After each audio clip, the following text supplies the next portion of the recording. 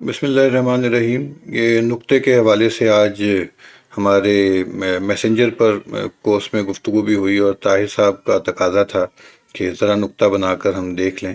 تو پہلے میں آپ کو یہ نقطے کا جو سفر ہے وہ تھوڑا سا بتا دوں کہ جو سب سے پہلا نقطہ جو عربوں نے اپنے خط ثلث میں یا نسخ میں بنایا تھا وہ کیسا تھا۔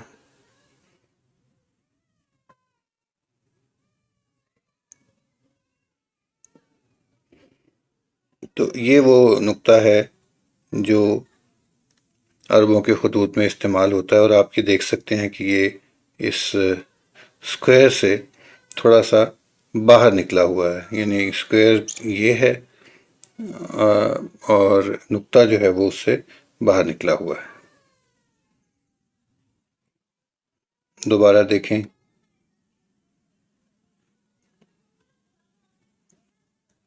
یہ ٹھیک ہے جی، اور یہ کتنا باہر نکلا ہوا ہے یہ بھی آپ دیکھ سکتے ہیں، اتنا باہر نکلا ہوا۔ اس کے بعد میں نے آپ کو بتایا تھا کہ جو ایرانیوں کا نقطہ ہے، اگرچہ میں بہت اچھا وہ نہیں بنا سکتا، لیکن یہ ہے کہ کوشش کرتا ہوں کہ وہ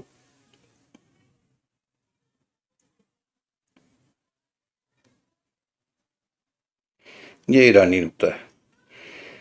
ٹھیک ہے۔ یہ دوبارہ لگائیں گے تو پھر یہ اس طرح کر کے، اچھا اس میں آپ نے دیکھا ہے کہ یہ اسکوائر سے یعنی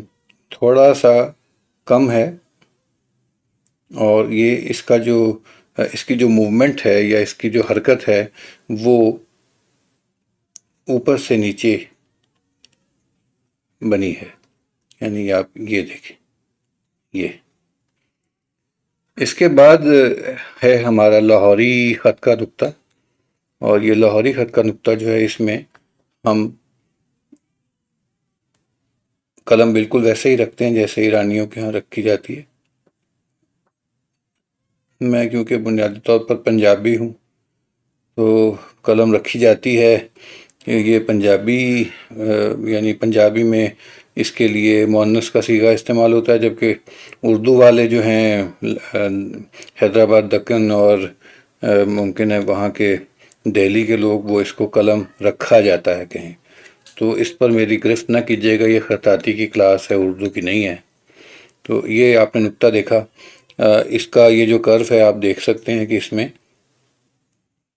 یہ رخ اس طرح سے، یعنی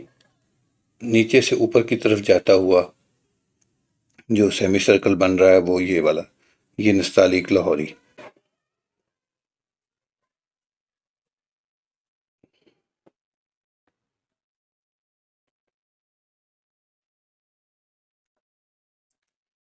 یہ آپ نے جو دیکھا یہ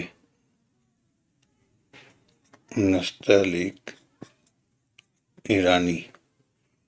اور یہ جو نقطہ آپ نے تیسرا دیکھا یہ ثلث، نسخ وغیرہ میں استعمال ہوتا ہے۔ تو ایک تو یہ بات ہوگی، دوسری بات یہ ہے کہ جو عربی خطوط میں اور ایرانی نستعلیق میں، اس میں لفظ کو ناپنے کے لیے مثال کے طور پر اگر الف وہ لکھیں گے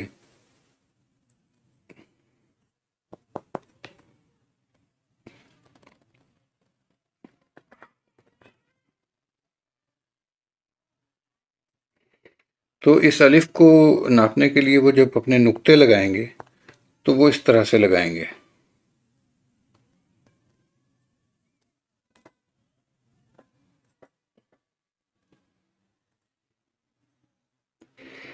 ٹھیک ہے۔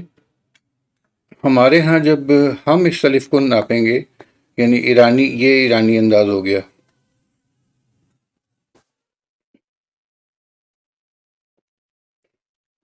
اور جب ہم اس کو ناپیں گے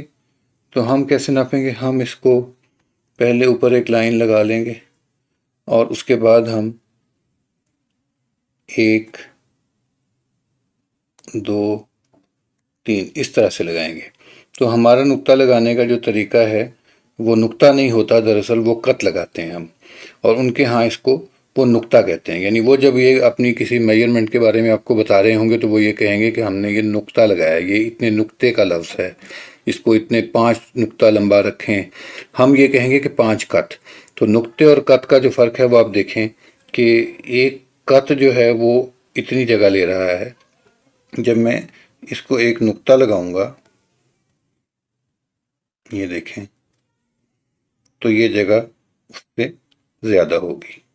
تو اس کا مطلب یہ ہوا کہ اگر آپ کو کبھی ایرانی یا یہ ان دو چیزوں کو آپ گڑبڑ نہ کریں. اگر کسی لفظ کے بارے میں ایرانی یہ کہے کہ یہ اتنے نقطے لمبا ہے تو آپ اس کو اتنے قط بنائیں گے تو وہ چھوٹا لفظ بنے گا. اور اگر وہ آپ سے کہے کہ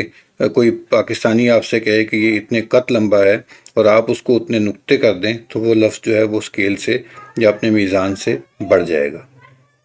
شکریہ جی.